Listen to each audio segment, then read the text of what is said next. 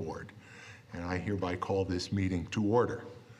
In just a moment, we will be holding a recognition ceremony. One of three proclamations that we have tonight will be celebrating next Monday, October 14th, as Indigenous Peoples Day here in the town of Brighton, as we have done for quite a number of years now. As part of the observance of Indigenous Peoples Day, we also acknowledge and celebrate the ancestral heritage of the Onondaga people.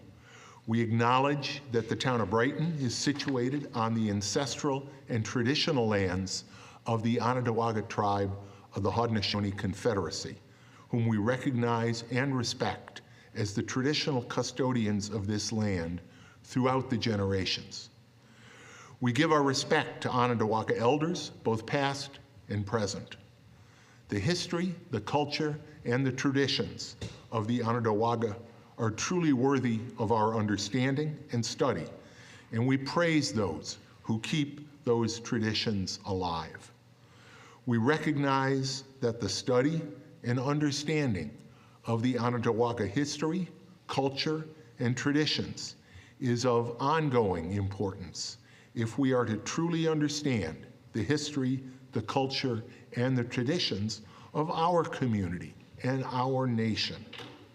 We support efforts to ensure that we and future generations continue to respect and recognize the Onondaga in a way that is honest and truthful, so that in the words of Sacagawea, the great Haudenosaunee chief and orator, also known as Red Jacket, we may always work together to brighten the chain of friendship.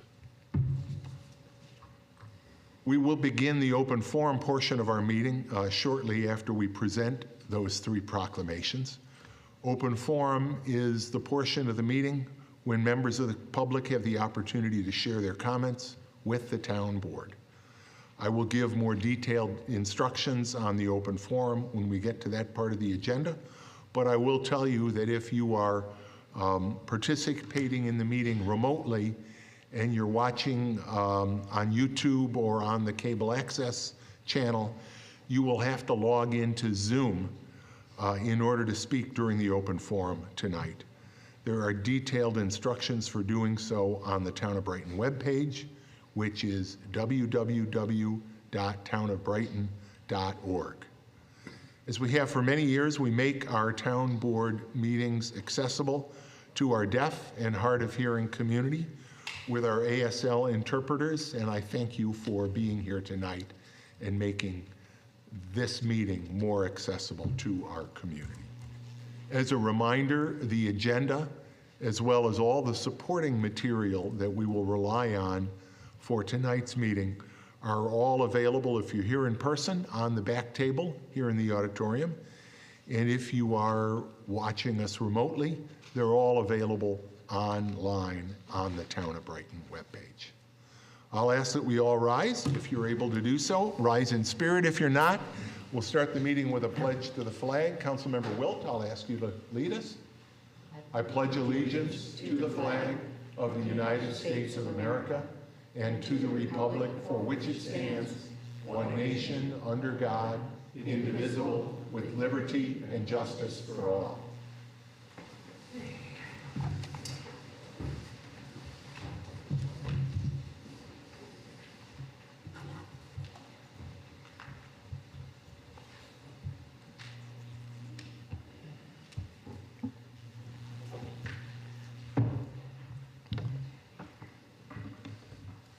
As I mentioned, we have three proclamations being presented by the town board this evening. This past Monday, October 7th, I joined several other elected officials or staff members at Tut Hill Lighting to celebrate the 100th anniversary of the day that Tut Hill Lighting first opened its doors, and by the way, 100 years as a family-owned business. And I'm going to invite my good friend Bruce Bellwood to join me up here at the podium.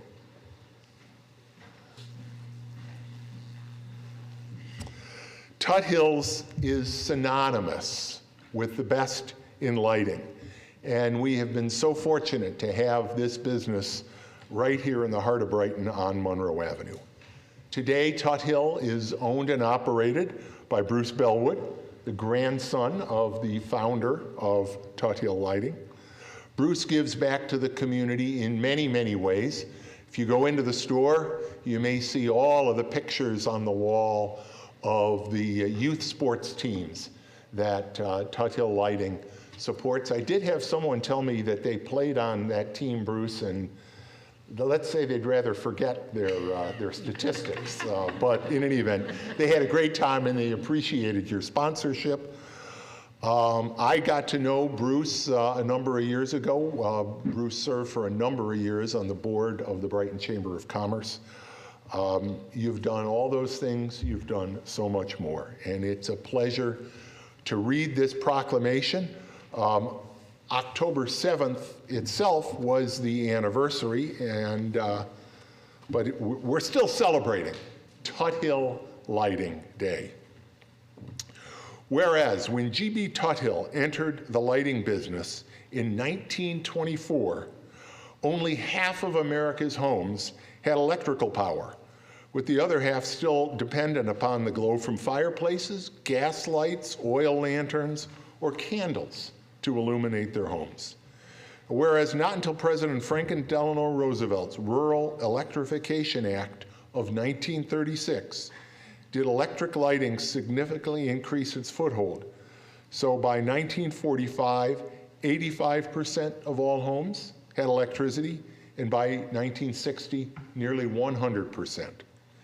And whereas a keen businessman with the foresight to jump into the world of residential electric lamps, Mr. Tut Hill's undertaking prospers to this day as third-generation Tut Hill, Bruce Bellwood, celebrates the 100th anniversary of Tut Hill Lighting. Whereas today, Tut Hill Lighting is a nationally renowned authority in lighting and lighting design, and Mr. Bellwood is a recipient of the American Lighting Association's Pillar of the Industry Award. Whereas working from this iconic location at 1689 Monroe Avenue for the past 60 years, Tut Hill Lighting and its beautifully lit Red House showroom helps define the avenue and is an example of a successful small business that has truly become embedded in the Brighton community. Now therefore be it proclaimed that I, William W. Maley, Brighton Town Supervisor, along with the members of this town council, do hereby congratulate Bruce Bellwood and Tut Hill Lighting on 100 years of brightening our lives. And we do hereby pronounce Monday, this past Monday, and maybe it's a 72-hour celebration, but we first started it on Monday, Tut Hill Lighting Day in the town of Brighton. All of us have signed this proclamation, and we are so pleased to recognize you, to present it to you. We'll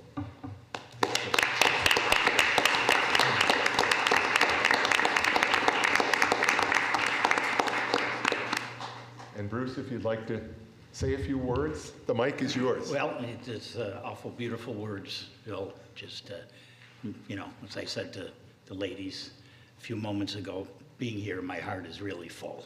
And, so that I just have to go another step to thank Supervisor Maley over these last couple of months, that the steps he has taken to make sure that a small family business is being recognized for this 100-year milestone. It certainly has made me understand the caring the supervisor has about the business community. The idea that it is such an important part of the overall quality of life in this town.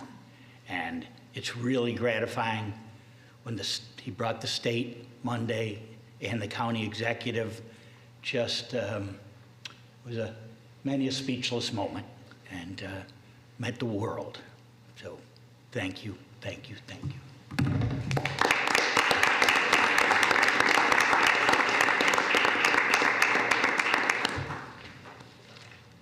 Thank you so much. Talk about speechless. Wow. Much, much appreciated. And wishing you all the best as you start the next 100. Okay, thank you.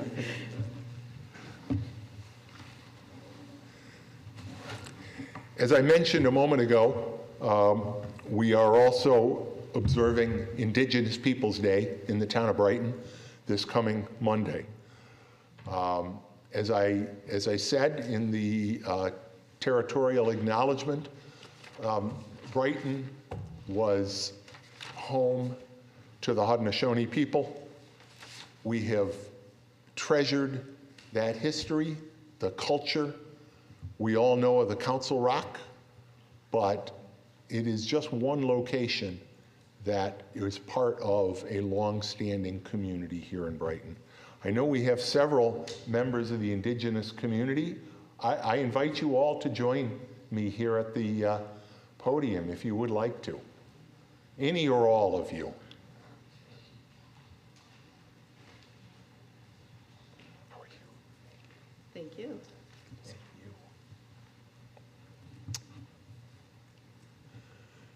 The town of Brighton recognizes Indigenous Peoples Day 2024. Whereas, for centuries, Indigenous peoples were forcibly removed from ancestral lands, murdered, displaced, assimilated, banned from worshiping or performing many sacred ceremonies. Whereas the town of Brighton recognizes that long before the formation of the town of Brighton, the Indigenous people of the Haudenosaunee Confederation were residents and stewards not only of the land here at Town Hall, but the entire town of Brighton and far beyond. Whereas the Seneca, or Onondaga Nation, were known as the keepers of the Western Gate among the members of the Haudenosaunee, guarding the western areas of the Confederation from outsiders. And whereas the community we now know as Brighton was traversed by the Onondaga, and one of Brighton's best-known landmarks, the Council Rock, was the site of Onondaga councils and stood along the trail leading from Canandaigua Lake to what is now known as Rochester. Or whereas we thank the members of the Indigenous Peoples Day Committee, which has long been instrumental in elevating Indigenous peoples and cultures by sharing their long and rich history, especially that in the Haudenosaunee, whose governance model of participatory democracy is the basis of much of our present-day democracy. Now therefore be it proclaimed that I, Brighton Town Supervisor William W. Maley, and all of the members of our Brighton Town Council do hereby celebrate October 14th as Indigenous Peoples Day in the town of Brighton and encourage all Brightonians to learn more about the history and knowledge of Indigenous peoples. This proclamation is signed this 9th day of October, 2024. We are proud to observe and celebrate Indigenous Peoples Day and to present this proclamation to you.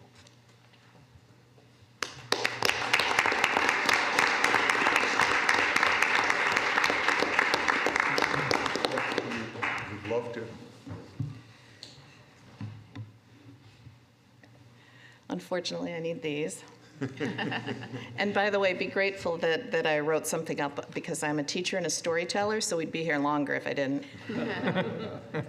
Now I thank you for this acknowledgement of the Indigenous Peoples Day Committee and the acknowledgement of the day.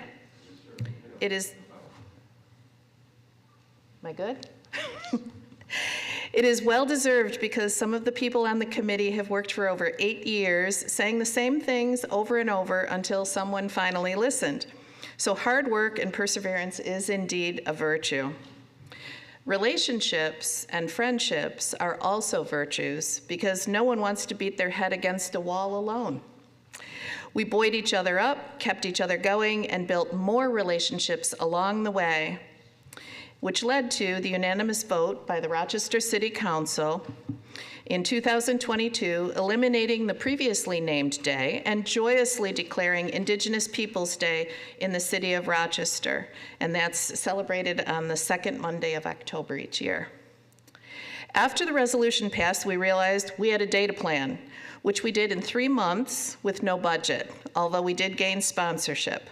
For 2023, we had a year to plan and added more wonderful sponsors, which we're grateful for. So last year's event was naturally bigger and better than the first. Following that, our enthusiastic, hardworking committee decided that 1 day a year was not enough, that we had to educate year-round. Now stop and think about that for a minute. These are volunteers, and there's more of them than are here tonight, but they all have families, and many of them have other committees and other commitments. Some have jobs, some are retired, but I would argue none of them are really retired. But this takes dedication and a time investment, and yet they are saying that we need to do more. If you're a member of Indigenous Peoples Day Committee, please stand up, and you guys deserve a round of applause.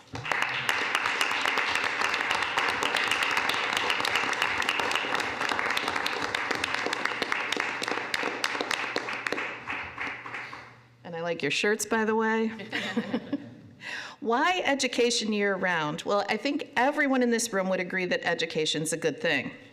But why educate about Indigenous people?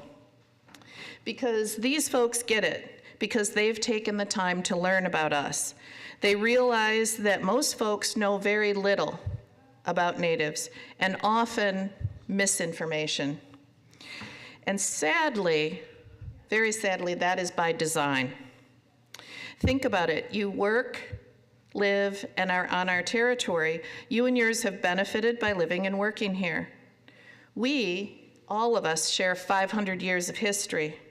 And what do you really know about us?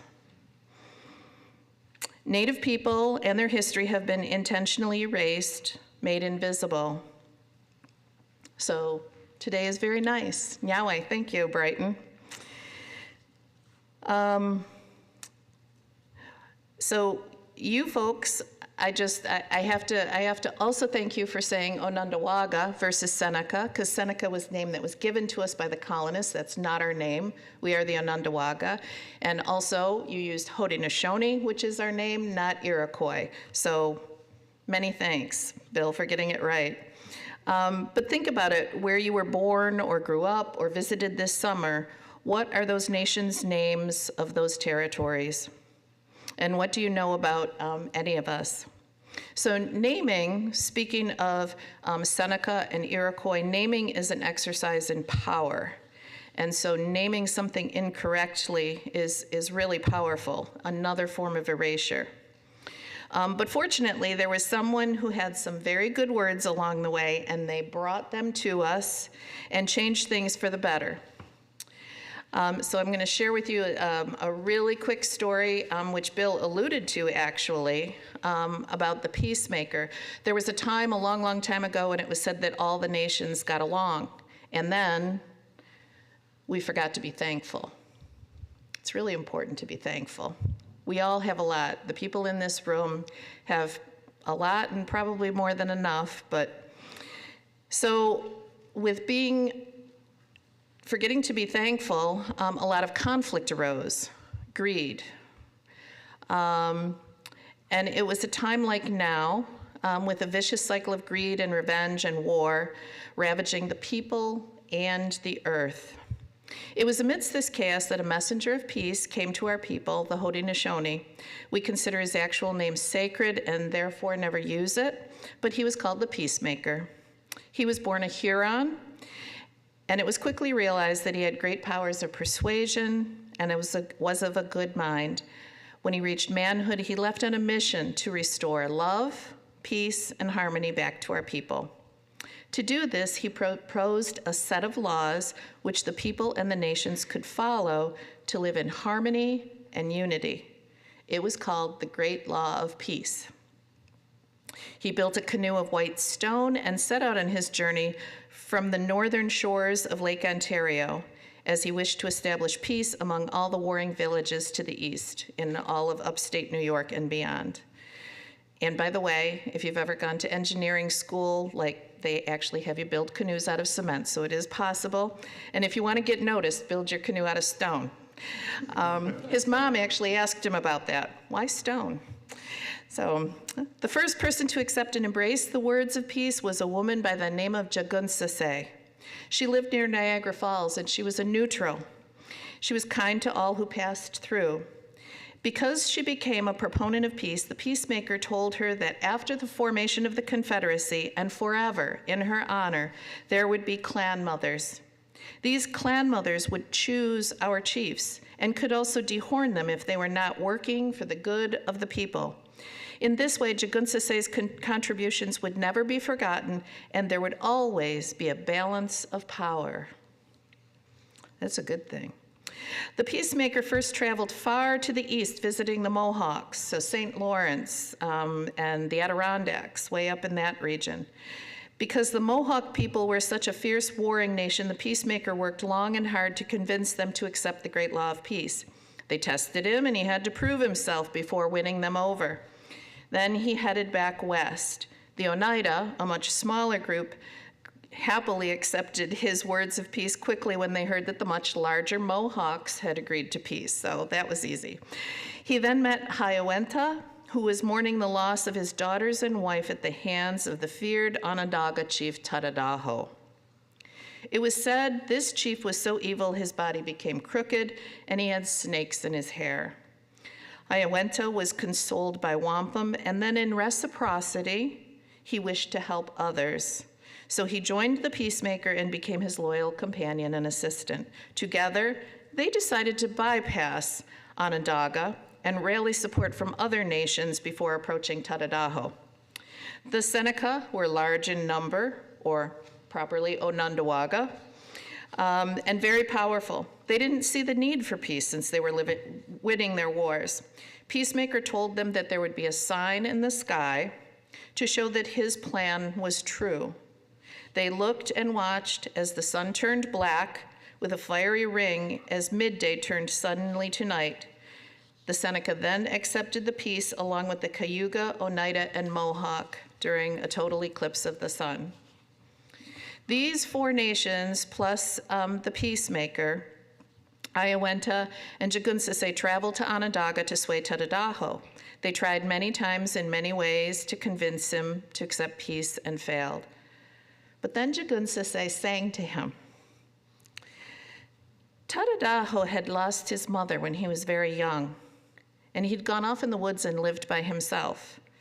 And it's our way in the village to accept children that don't have parents, but he had chosen to run off on his own, and so he had become very hurt. And, you know, I said in the beginning that he was evil, and he really wasn't evil, he was just hurt. So when he heard Jagunsase's voice, that's what he needed to hear, was a woman's voice. And then he listened to the words of peace. Once Tadadaho's mind was pacified, his body straightened as Jagunsase sang and combed the snakes from his hair. He accepted the peacemaker's words, and because of this act, she became known as the Peace Mother. The peacemaker looked upon the men and saw they still carried weapons.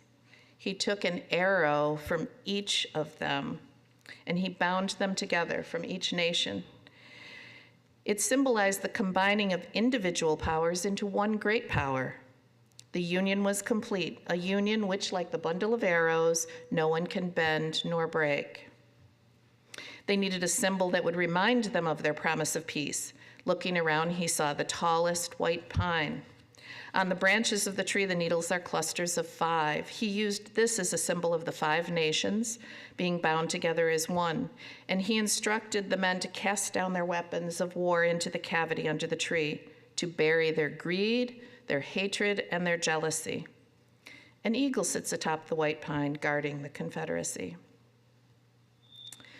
The Great Seal of the United States of America bears the same eagle that sits atop our white pine. In their claw is a bundle of 13 arrows for the 13 colonies.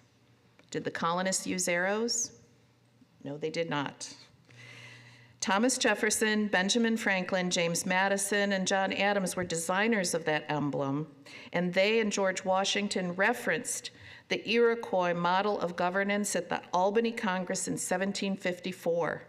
They met with chiefs and attended Haudenosaunee councils many times, inquiring about the workings of the world's oldest functioning democracy. They did not meet with our clan mothers, nor did they listen to their own mothers, sisters, wives, and daughters. Therefore, the U.S. Constitution was out of balance, allowing only rights for land-owning white men, less than half the population. In 1988, Congress passed a resolution formally acknowledging the influence of the Iroquois Confederacy on the United States Constitution, it being based on our great law of peace. So heed these words of the peacemaker. The price of peace, as of liberty, is eternal vigilance. Good to note in an election year. And in our every deliberation, we must consider the impact of our decisions on the next 7 generations. So if anyone doesn't vote, you don't have any reason to complain. And also, if you don't vote, remember that you're casting a vote for the other guy. So I wanted to share this with you before I left. This is the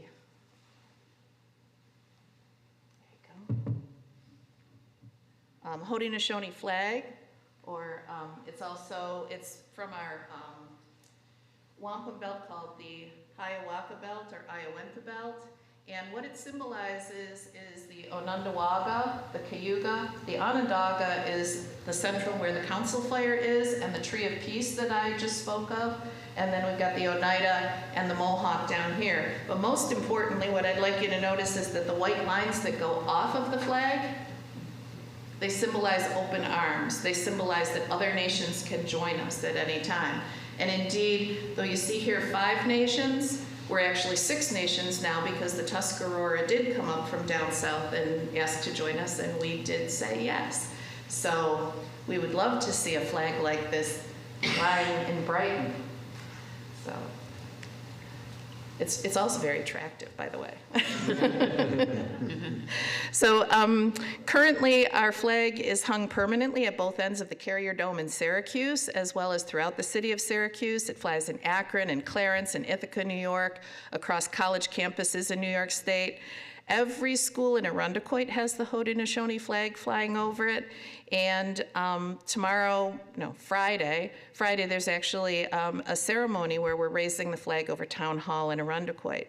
17 states and well over 100 cities have adopted Indigenous Peoples Day, and most have eliminated the miscreant's name of the day. In 2021, New York State recognized Indigenous Peoples Day, and in 23, Biden made a proclamation that Indigenous Peoples Day is accepted for the nation. Proclamation. Brighton, on behalf of Indigenous Peoples Day Committee, we thank you for this honor. We are thrilled that you see us and appreciate our work. To show our appreciation, we have committee members who are knowledgeable about land acknowledgements.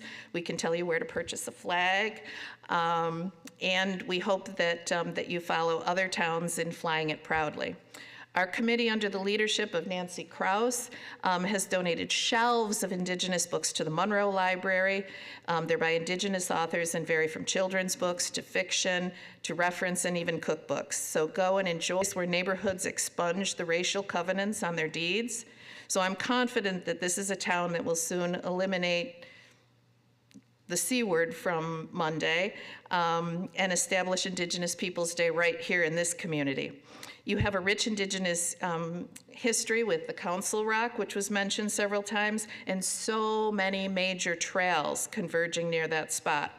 One of the most prominent portage routes in the country is right here and goes through Brighton, as well as Penfield and the city.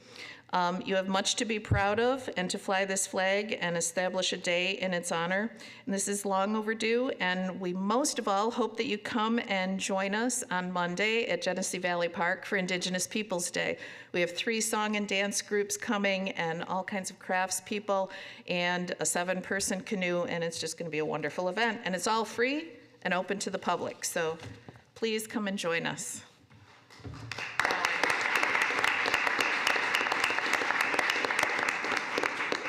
Thank you so much. Those are wise words indeed, and they bring us, as we have seen, the knowledge, the wisdom of our indigenous forefathers and foremothers, the Haudenosaunee, the Onondaga, who are true forefathers of all of us, and we proudly respect and honor their traditions. Thank you so much. And yes, we only celebrate Indigenous Peoples' Day on Monday. That is the holiday. And I appreciate, and we will follow up on the flag. I think that's a wonderful thing to add. Thank you very, very much. Thank you. We do have our final proclamation. I think I got them out of order from the program, but October is Domestic Violence Awareness Month. I have worked with the Willow Domestic Violence Center. I know Chief Cathaldi and our police department have worked with Willow. We've talked about how many of these observances that we recognize with proclamations, we're doing it in large part to raise awareness. And clearly, the biggest reason that we are here today is to raise awareness of the fact that October is Domestic Violence Awareness Month, and yet domestic violence is an issue throughout the year.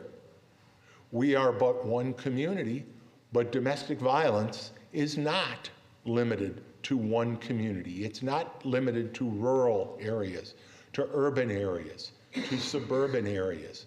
It is an issue, it is a problem, it is a crisis that affects people in all parts of our community and beyond. So the opportunity to support Willow on October 1st, I was at a wonderful luncheon, sitting next to you, where we heard stories. And one of the things that really was brought home to me that day is how important it is to hear the first party, the individual first party stories. But stories doesn't do them justice.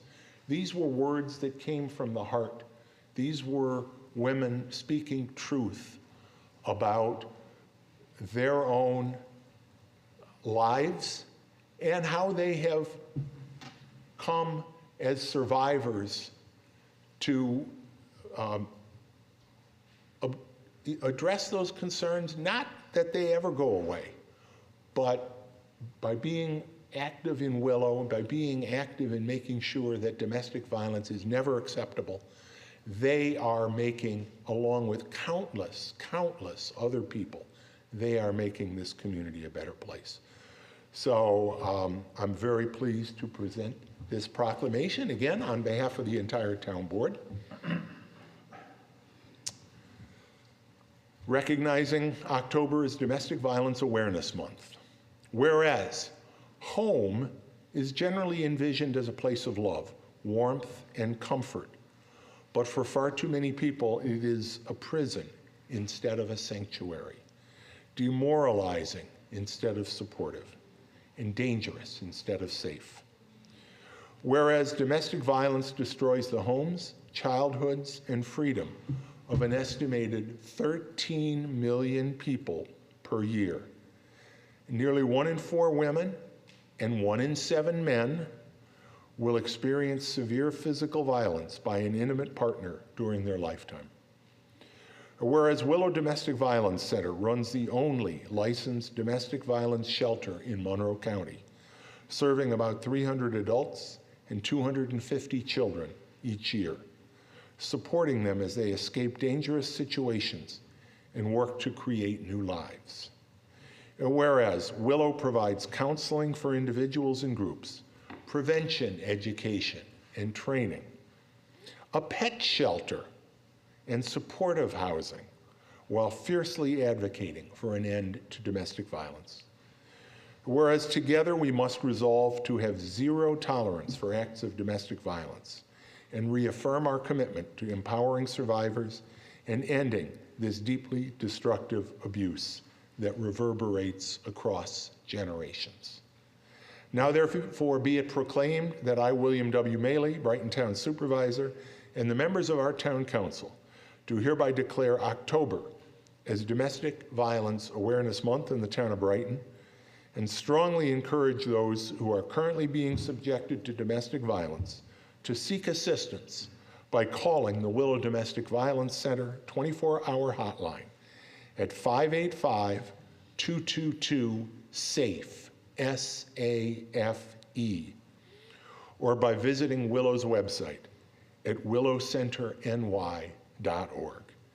And this proclamation is signed this 9th day of October, 2024, by myself and by my colleagues on the town board, and I proudly wear this purple ribbon tonight in honor of Domestic Violence Awareness Month. Thank you.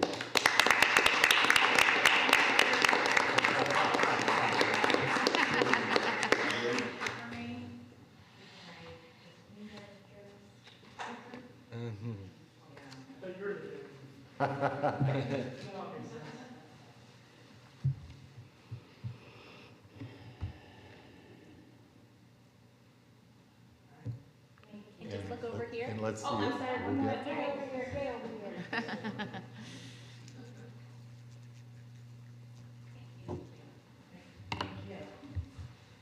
So The Bill podium is stole yours. a lot of what I was going to say. So I stand before you. My name is Tiffany Welch-Padisi. I stand before you not only representing Willow Domestic Violence Center as a Chief Operating Officer, but I am also a Brighton resident. I'm a Brighton graduate, class of 1996, and I have children in the school district as well. I just want you to imagine, because Bill did tell you some of our statistics, imagine we receive over 400 calls per week to our hotline. Just close your eyes and imagine that. 400 men, women calling for assistance because of domestic violence. So my job is to try to eradicate domestic violence, actually to get myself out of a job, really, right? Because we don't want it in the community. As Bill said, it touches everywhere. It touches the city, it touches Greece, it touches Brighton. And I do want to give a shout out and a thank you to the Brighton Police Department, because I do know of all the calls that they have answered on behalf of our survivors, and we also call them thrivers as well. So I wanted to thank the town and Bill for this proclamation today. It is a little crazy. So it's not this coming Sunday, it's the following Sunday, and I hope to see all of you out there to join us. I know the fire department usually comes from Brighton. So thank you again, and I hope you all enjoy your evening.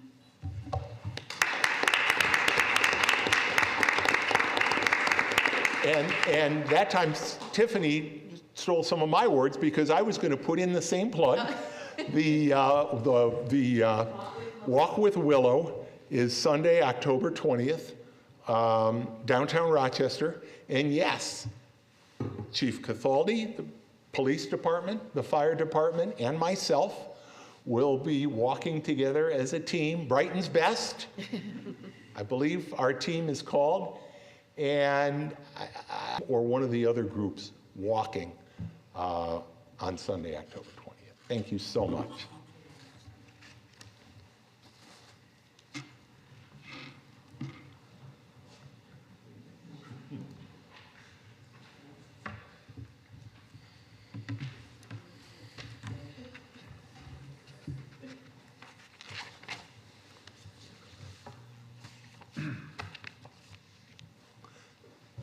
Okay, we do now begin our open forum, which is held at the beginning of every town board meeting.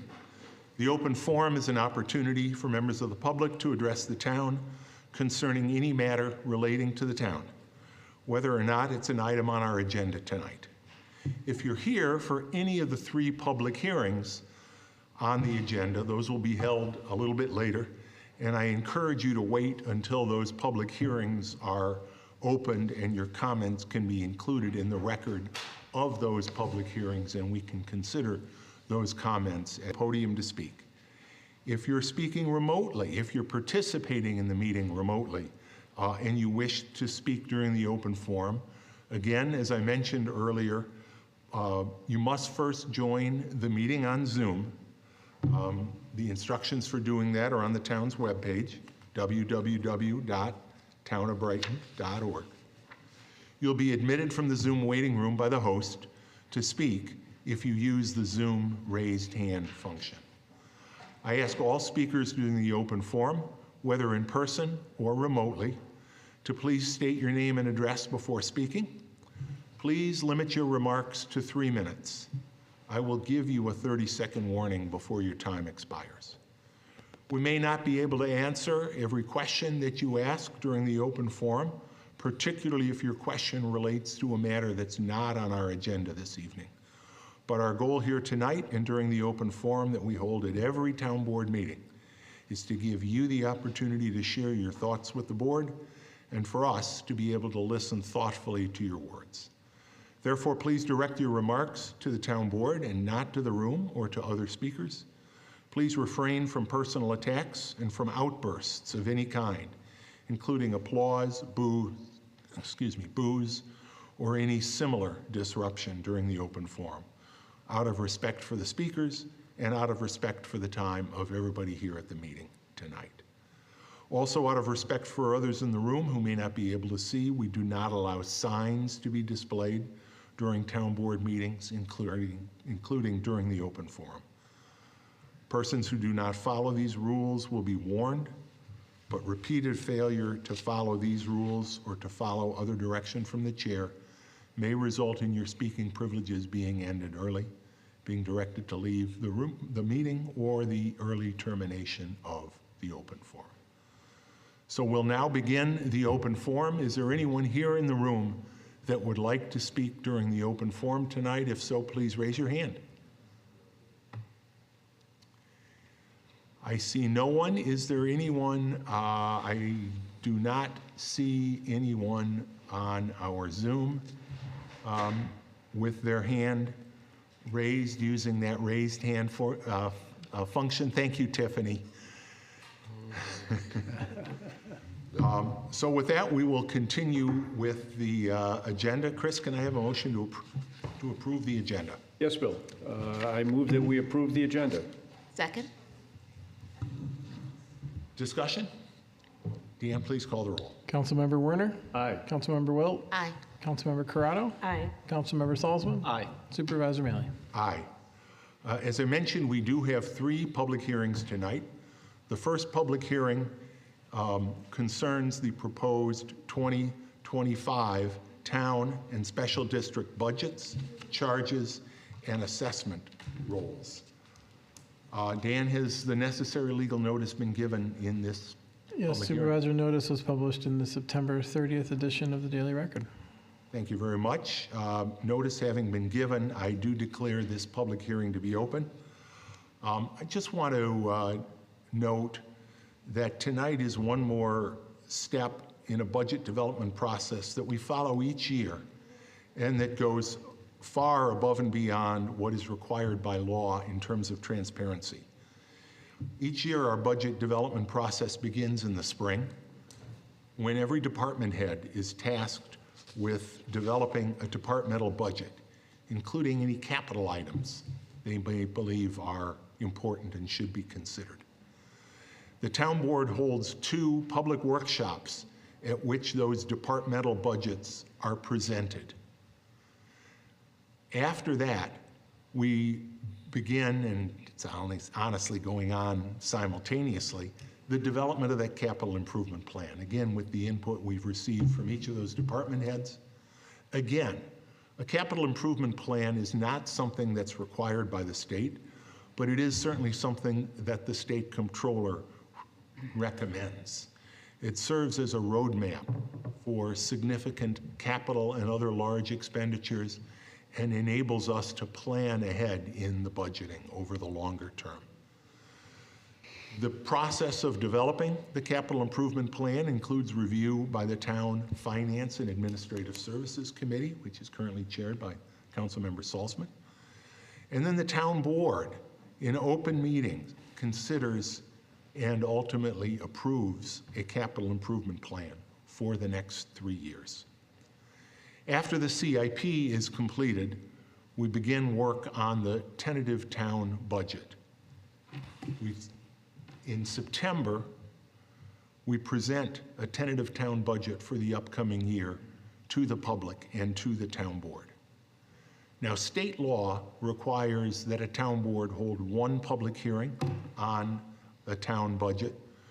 We have long held 2 public hearings during the month of October. We believe it's important, gives more people the opportunity to learn about our budget, give input on the budget.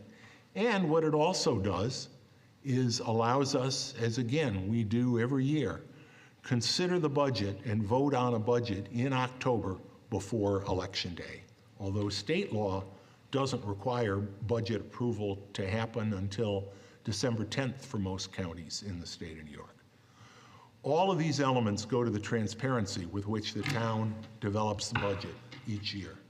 And I want to thank our finance director, Earl Johnson, who's here tonight, but also Deputy Finance Director Marcia Adams, for all of your hard work making it possible, and really your whole finance department team.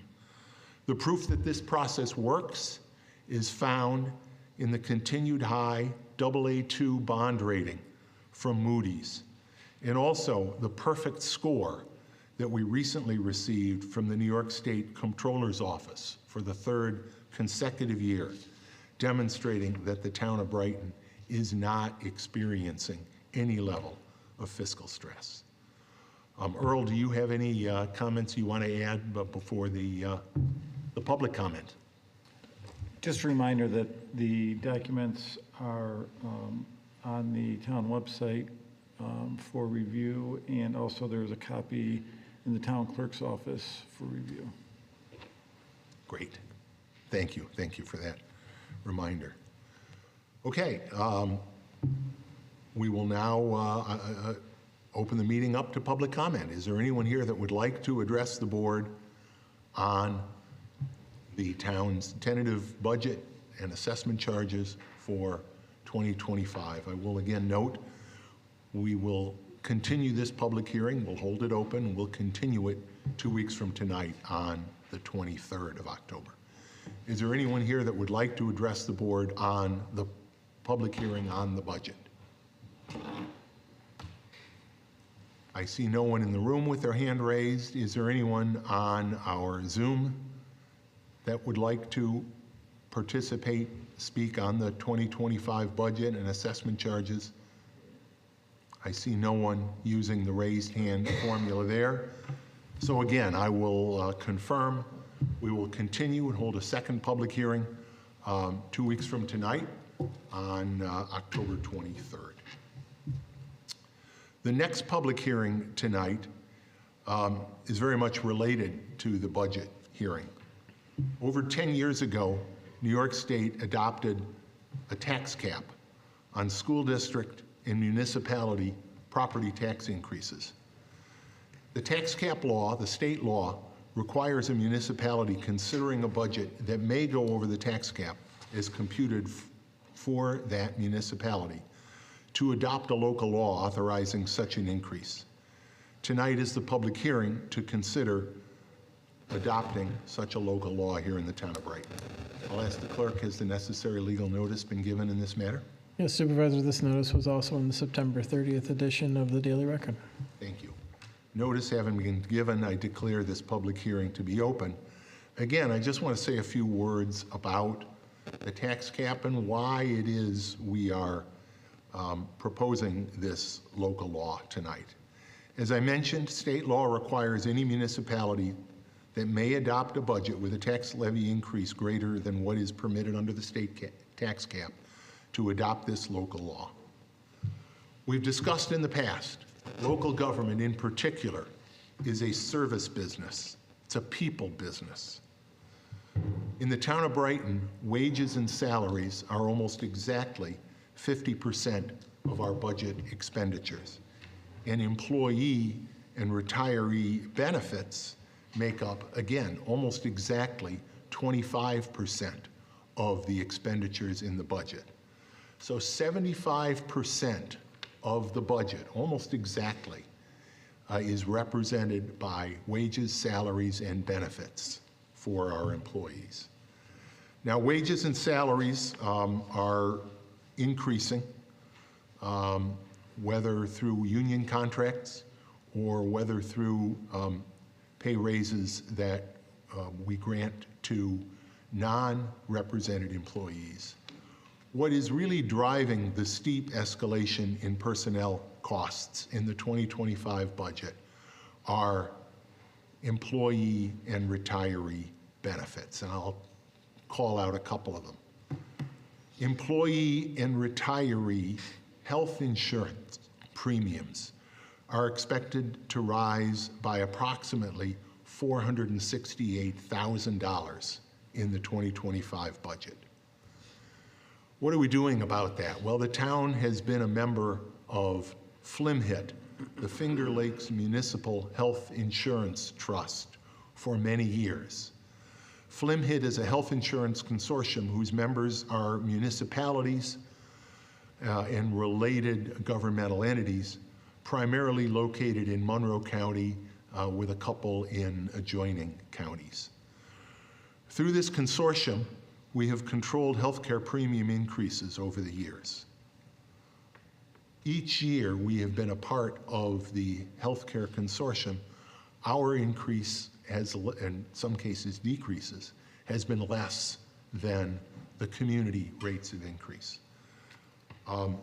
This year I will say that in particular, retiree health benefits for those retirees over 65 are going up dramatically, so much so that we are going to be recommending a change in our carrier for healthcare benefits for retirees over the age of 65. That's a staggering number. Our employee premiums will increase by 14.9%, still a very large number. And those two numbers drive a tremendous increase in our overall healthcare costs. Brighton employees, like all state and local government employees in New York State, are part of the New York State retirement system. The retirement system funds retirement benefits, all of our retirement obligations to former employees. It's a matter of state law. This year, our payments to the retirement system will be increasing by approximately $311,000, over 10%. And if that is in fact the case, those retirement system payments will have increased approximately $1 million for the town of Brighton over the past 3 years. That's approximately a 50% increase, from about $2 million to about $3 million from 2022 to what we anticipate in 2025. Again, a very large benefit increase that we are mandated to pay.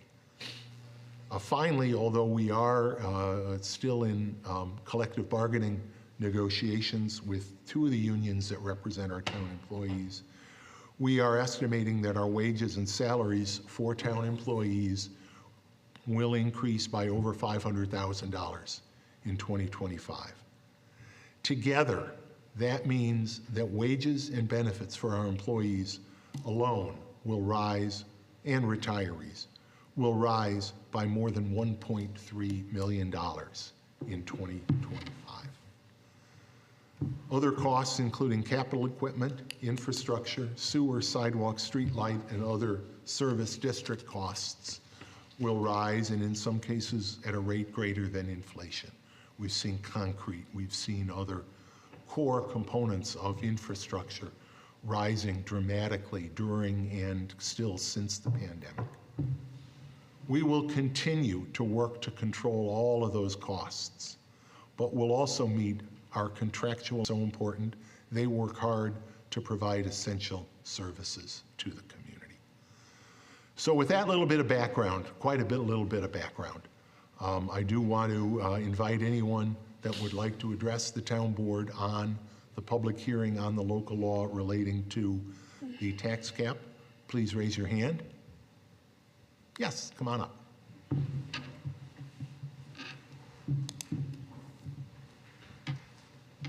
Good evening, everybody. I'm Megan Stewart. I live at 980 Allens Creek Road. Glad to see you here tonight. Thank you for all the work that you do for the town. And I appreciate the summary that you've provided, Bill, on the transparency and the process around the budget.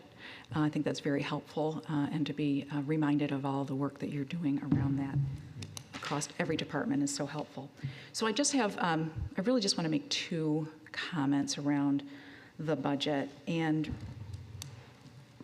I guess I think the town board is kind of in the unenviable spot of needing to find that balance between kind of the declining rate of private sector compensation growth and the continuing to drive increased growth rate in public compensation. So you talk about the compensation rates and how much those are going up and how much those costs are going up. You talk about retiree health or retirement plans and compensation, as well as health care for retirees. And I think we look at the town demographics, and I think it's just about 30% of the residents and the households in the town of Brighton are 65 years and older. And so they're experiencing all of those same costs. Medicare supplement plans being discontinued and only being replaced by something that's costing 100% or 120% more. We're going through that in our household as we're looking at my mother's Medicare plan and my husband's Medicare plan and seeing those costs go. So it's happening everywhere, and your constituents are experiencing those same growth rates. But when we look at compensation and the growth in compensation expense, private sector versus government sector in the last 24 months, where private sector compensation rates were year-over-year growth at 5.1% 2 years ago. Those have dropped to below 4%. In the same period, government compensation growth rate has gone from 4.7% to 5%. And so we're seeing an inversion between private sector compensation rates and government employee compensation rates. And so I want to just bring that to your attention to say, this is what your constituents are looking at, that they are continuing to fall behind the inflation factors, and thinking that the government or the town employees will continue to see what's being spent on their behalf is a very difficult place for you to be and to try to find that balance. I think to the extent that these rates are driven in opposite directions, especially in a high inflationary environment, taxpayers will grow increasingly kind of dissatisfied with that.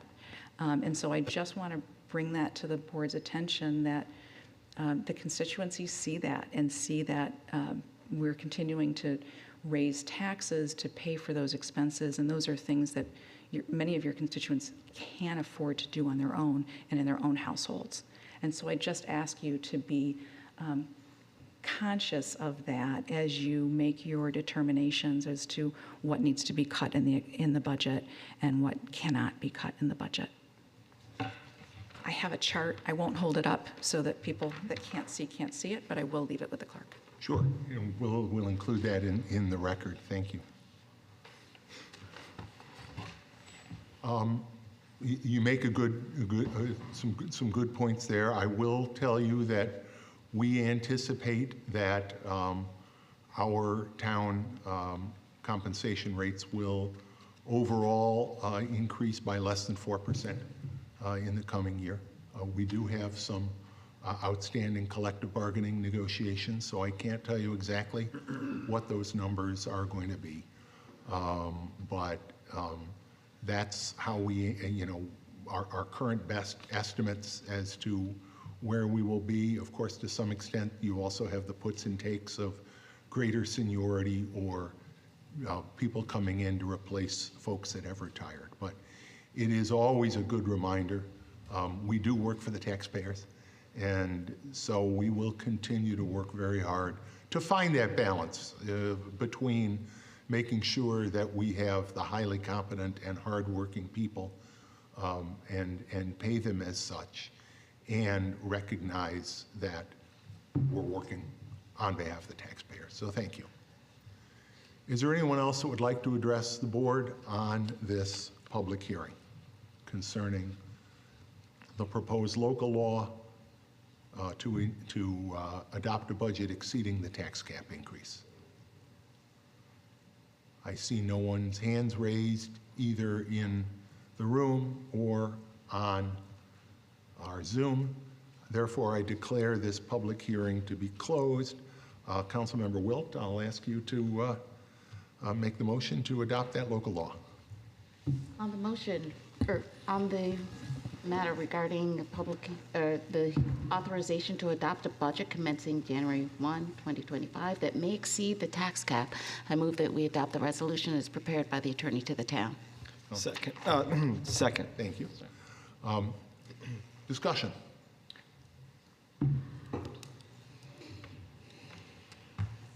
Hearing none.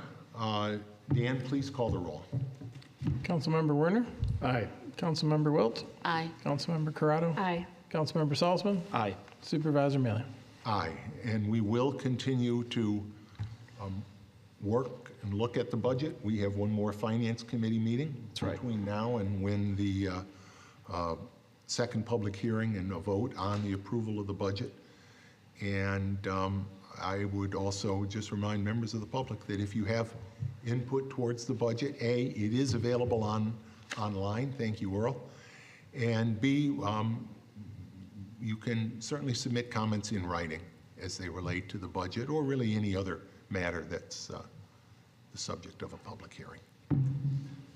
Okay, our final public hearing tonight is the continuation of public hearing relating to a building located at 185 Kimbark, which has been determined to be unsafe under Chapter 51 of the Town Code.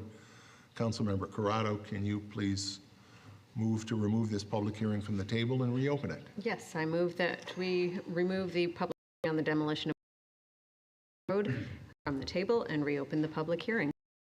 Second. Dan, please call the roll. Councilmember Werner? Aye. Councilmember Wilt? Aye. Councilmember Corrado? Aye. Councilmember Aye. Supervisor Mealy? Aye. I will again that council has been in communication with the gentleman who has appeared at previous public hearings. I again do not intend to ask the board to take action tonight, continuing to reflect our ongoing desire to resolve this matter and other matters as they come up with the owner of the property when we can identify the owner of the property.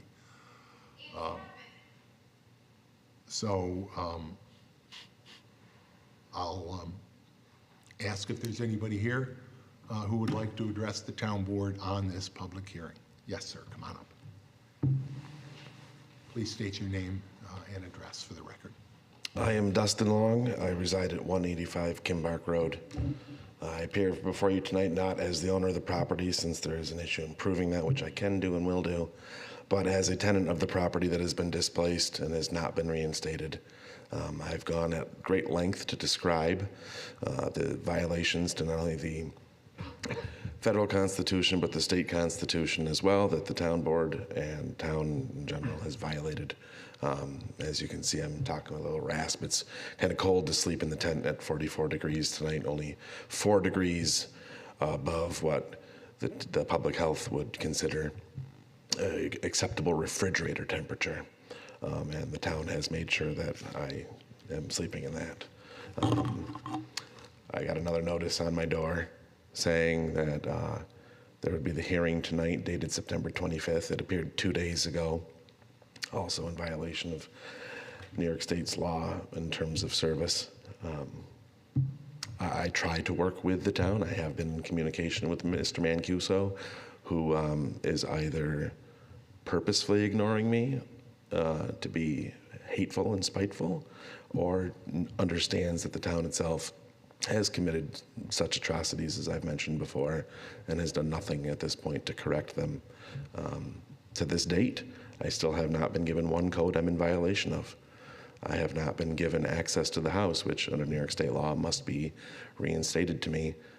Even if you claim it to be unsafe, having never done an inspection of the interior, you can't just say, oh, we think it is, because you have no proof of anything. And even the pictures you have taken of my property have been done under a violation of New York state law for trespass. I have never given permission for anyone to come to my property. There have been no exigent circumstances to enter the property, no life, liberty, or anything like that was endangered to myself or any other member of the public. So at this point, I'm a little disappointed to hear that it's being tabled yet again. I think that the town may be aware that there's a large insufficiency of what you need to have done prior to doing all this to me. I sent an email to Mr. Mancuso last week asking a simple question, either where is the key to my house or who has it? I got another email, absolutely no reply. I ended that email asking, please stop ignoring my questions. So when the town says there's a spirit of wanting to work with me, I don't see it. Anything that I possibly could do to the house, any tools or equipment that I could use to perform such repairs are inside the house, and I don't have access to them. Not only that, but the town has asked me through Mr. Mancuso to make the home weather tight. There was a filing, or what appeared to be a filing, but has no accepted or received stamp from any clerk's office, that says that the town has ordered through the Commissioner of Public Works to make the house weathertight. And 2 of the 4 demands being made of me now are to make the home weathertight. So was it done or was it not done? Because it was ordered to have been done. And if it has not been done, any damages that my home has occurred over 4 months of being boarded up without my consent, without notice, would definitely be a liability of the town. We see tonight that, obviously, I had the pleasure of being served in front of all of you tonight. We're honoring domestic violence. That's just another example of being domestically abused. My wife, who Mr. Mancuso keeps referring to as Ms. DeMarco, even though she is actively my wife, is a real peach to deal with, I guess. And that's my burden to bear, not the town's nor my neighbors. And I understand that. But the predicament that I've been put through in my own personal life is only amplified by the fact that the town continues to what I would consider to be harassment in this matter, having not followed any of the steps that should have been taken as required by law.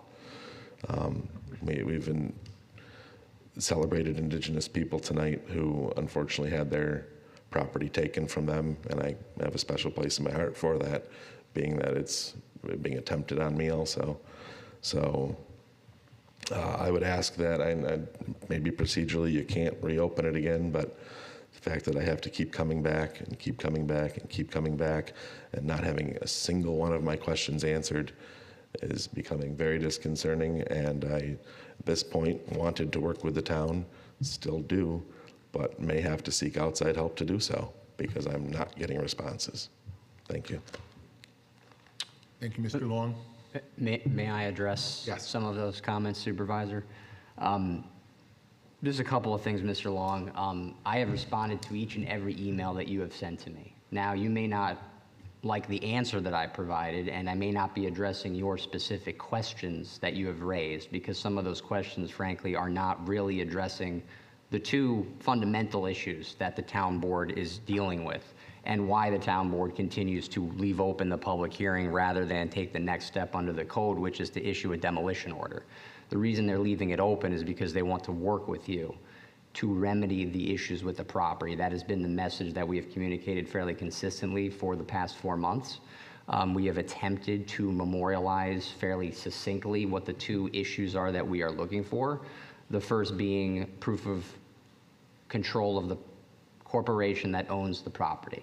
Now, I have asked that probably half a dozen times.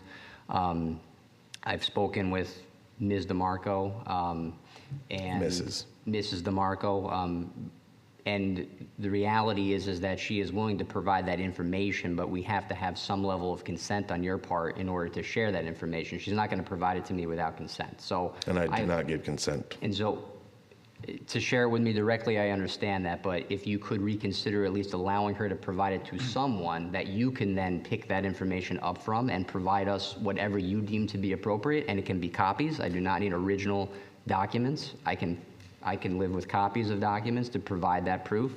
That would be satisfactory to me. So I that's provided number you one. an address over a month ago that she can mail them to. And yet you've yesterday asked me, can she either hand them to me or hand them to your father? I've given you the address to mail them.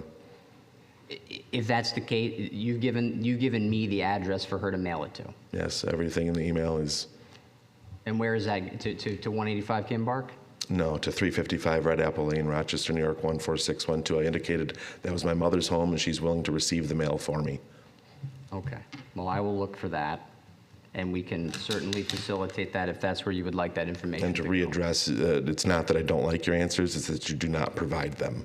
I asked a litany of questions in my last email to you and you simply ignored them. I haven't ignored your questions. You have not But you have answered not them, addressed. hence you've ignored them. I'm trying to have a dialogue because you keep claiming that the town is not willing to engage in that dialogue, and I'm trying to have that right now. Then Okay, answer the so- questions from the email right here and right now. Okay, well, I'm going to ask you a very simple question, okay? There's been a list of items that the town has identified that they want to discuss with you in order to ensure that the property can have a plan to be repaired in order to allow it to be occupied. Now, you have indicated that you disagree with that entirely. No, I've indicated that what you're requesting of me, you've said the town has already done. No, that's not true. The town... There was an order to make the home weather tight. Was that performed? No. So any elements that have been coming into my home, because it's not weather tight, are a direct result of this town board boarding up my home without my consent, without proper notice, and in violation of New York State law, in violation of the New York State Constitution and federal Constitution. Look, if you want to argue You just about admitted it. Thank you. I don't need anything else. You just I admitted didn't admit it. anything, Mr. Long. You just You don't- admitted it wasn't performed. Mr. Long, So, Mr. okay, Long, just to clarify, the town did not order itself to do something. The town issued an order directing the owner of the property, and we have continued to try to ascertain whether you have authority to act on behalf of the owner of the property. But the directive was directed to the owner of the property to make those repairs. I just need for that to be clear for you and for the record. I'll make it super clear. If I may have a small recess, I understand that improvements are coming to the building, but I'm receiving no reception. If I could step outside and open up the email, I can cite the document perfectly for you. And I don't think that's necessary, Mr. Long. I mean, all I'm asking is whether or not you are willing to discuss with the town a plan to repair the property. Because we provided what we believe to be the necessary steps. You disagree with those steps, but we're willing to discuss what you believe is appropriate. I disagree that there's any authority to act over the inside of the property without any inspection of the inside of the property having been done and it being used to justify the actions that have been taken. Okay, well, we're gonna have to, again, we can agree to disagree on that. The town has authority under the town code to proceed in the manner it has. We're willing to discuss it. We can do that after the public hearing tonight. There will be no off-the-record discussion between you and I as you refuse to answer my questions via email. No, if that's So your choice. everything can be done on the record. I understand if that's your choice. We're willing to have that dialogue, and not just myself, but the town, the commissioner, and others. We're willing to have that dialogue in order to proceed in a manner that allows that property to be occupied. So if you don't want to have that dialogue with me, I understand, but I'm still willing to have that conversation. The first thing I said when I stepped up here tonight was I don't appear to you as the owner of the property tonight. I appear to you as the person that was living in the house who came home to find it boarded up and the keys and the lock changed to my door. That's not under any privy of boarding up a home. There's been no notice that it's unsafe to occupy, yet no one will give me the key. No one will answer me who has the key. I don't have anything further to discuss, Mr. Supervisor. Anything further, Mr. Long? That's all. Thank you. Thank you. Is there anyone else that would like to address the board during this public hearing?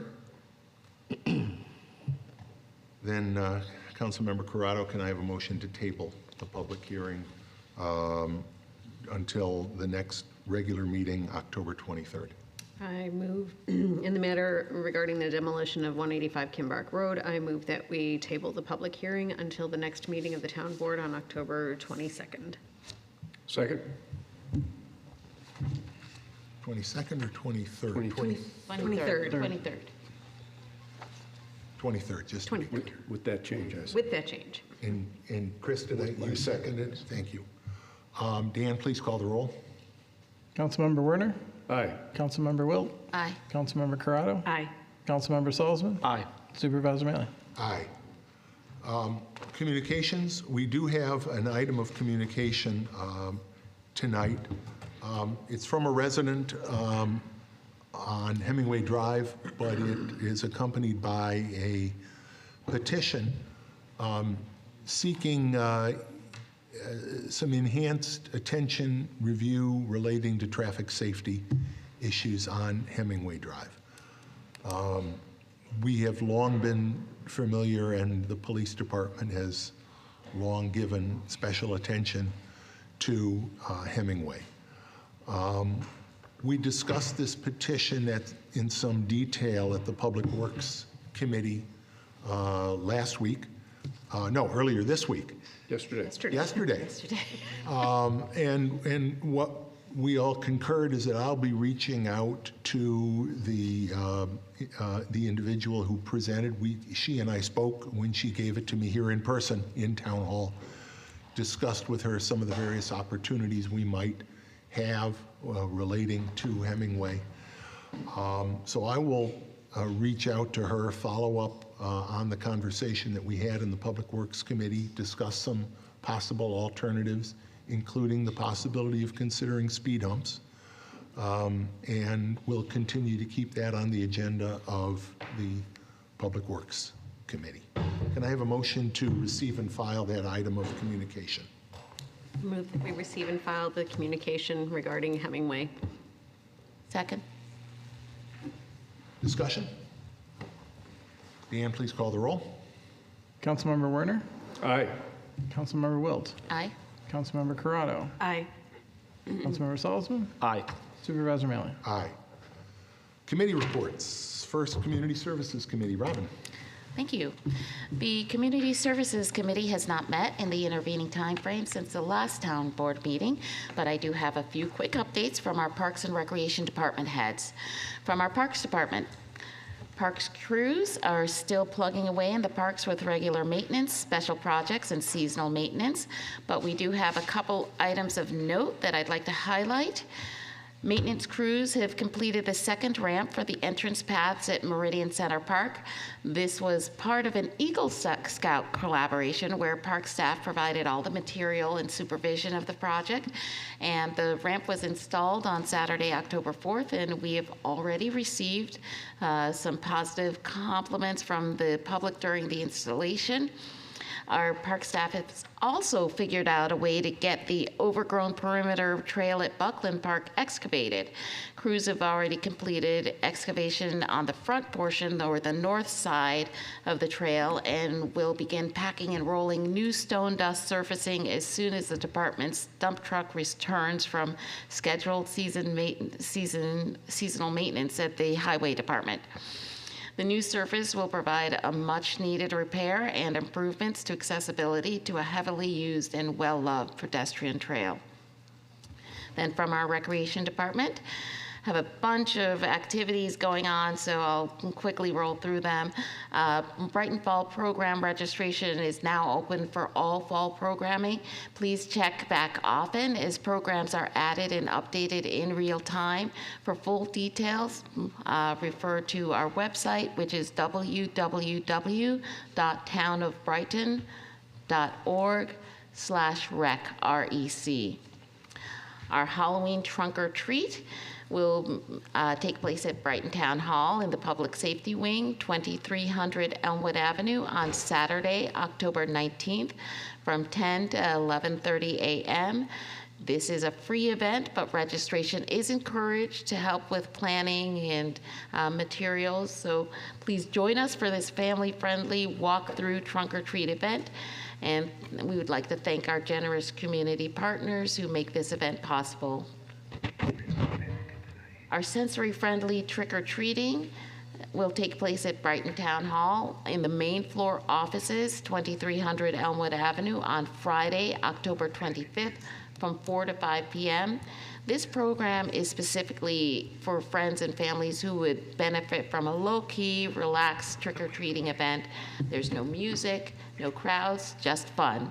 Come as you are or come in costume, all are welcome.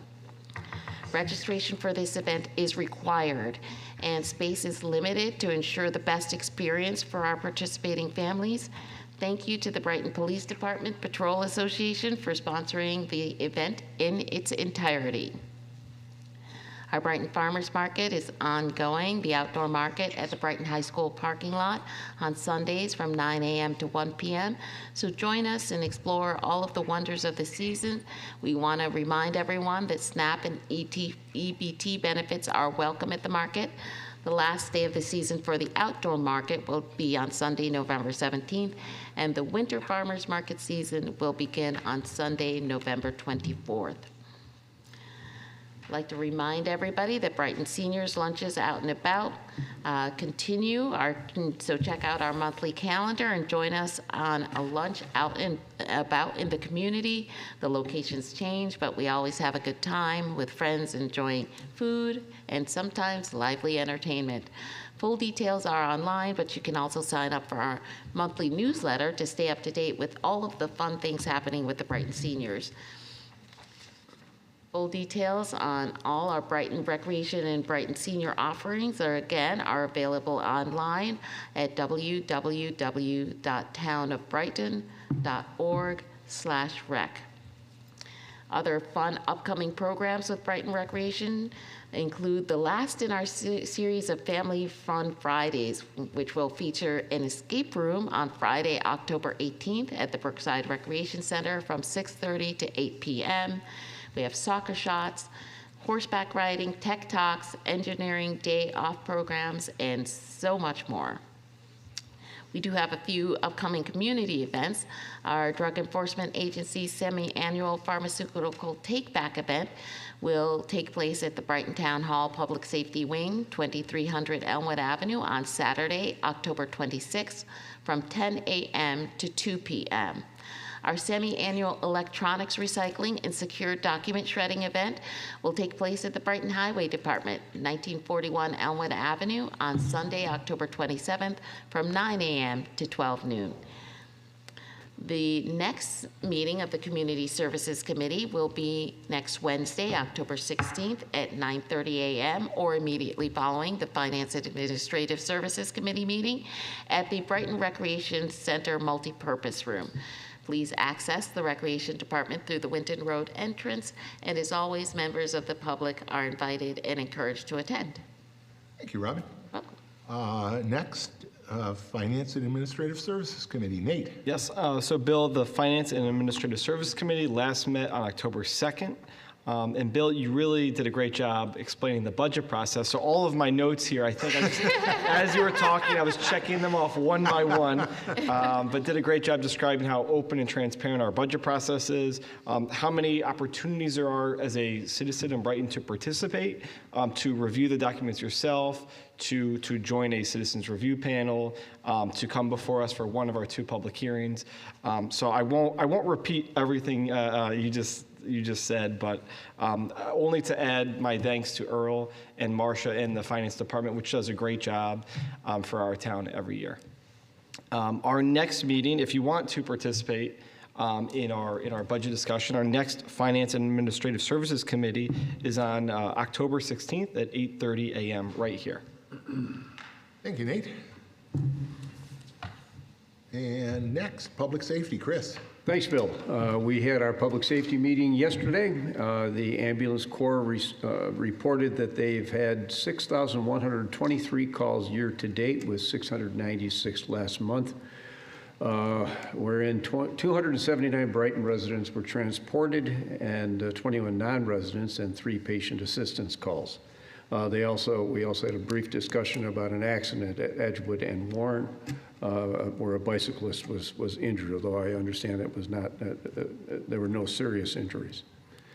And hopefully that's the case. The fire department reported on some 1,800 year-to-date calls, no calls of any significance.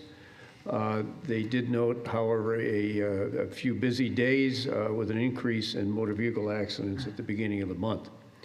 The fire department participated in the annual Public Safety Day at the Brighton Farmers Market, and the plans are in place for their open house on Sunday, October 13th, which is this Sunday, and they're hoping for a good-sized crowd, and I've always found that very interesting and worthwhile attending. They will also participate in the trunk or treat at Town Hall. DPW Commissioner reported on those items that had a public safety aspect to them, and that at this point is really just these small paving projects, but note that they're about to start the leaf pickup, and which is a major effort on their part. Police Department reported on calls for service through the end of September, 36,794 calls. They participated at the Seton Catholic School Bike Rodeo with the Cub Scouts and handed out helmets. They participated in the homecoming events, and thanks for the excellent job directing traffic and making that event injury-free. I saw no incidents whatsoever.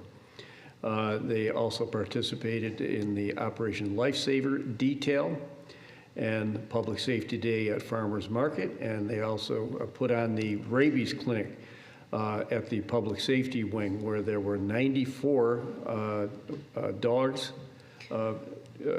treated or injected for rabies vaccine, as well as 43 cats. They also attended the anniversary event at Temple Birth Kodesh on the 7th, and on the 6th through the 12th, there will be the Seen and Be Seen Pedestrian Safety Initiative. They also shared some information regarding Glen Road, and they note that they've issued 409 tickets, parking tickets along there. And they also gave us data on the French Road speed monitoring, and note an increase in speed there, and they're going to be giving that special attention. Henrietta Fire District indicated that there have been 662 calls year to date in West Brighton, and 100 calls in September, but no calls of particular note. We also discussed our crosswalk policy, which is now on our agenda this evening for adoption, and we will now then proceed to consider various crosswalk suggestions along Highland Avenue, Penfield Road, and other places. And note that we've got 3 crosswalks with RRFB beacons planned in our 2025 budget, at least one of which will be solely at the county's expense. Also, the speed zones, school speed zones, are being looked at by Councilperson Corrado as well as Commissioner Sprague to evaluate what signage we have up and make a recommendation for those identified school zones. Police Department also I think responded very quickly to a request by a resident on Southland Drive to consider some speed responses there, and found that with both our smart trailer and covert box that the speed is within the speed limits on average at 21.4 miles an hour and 24.5 miles an hour. And we realize that many residents feel that, that speeding is an issue on their street, and there's always an outlier, I'm sure. But for the most part, we're seeing that people are keeping the speed within our townwide the speed limit of 25 miles an hour on town roads. And our next meeting will be on Tuesday, November 12th at 0800 hours. Thank you, Chris. And last but certainly not least, Public Works. Christine. On the heels of Public Safety, the Public Works Committee met yesterday. It seems like a long time ago, but here we are.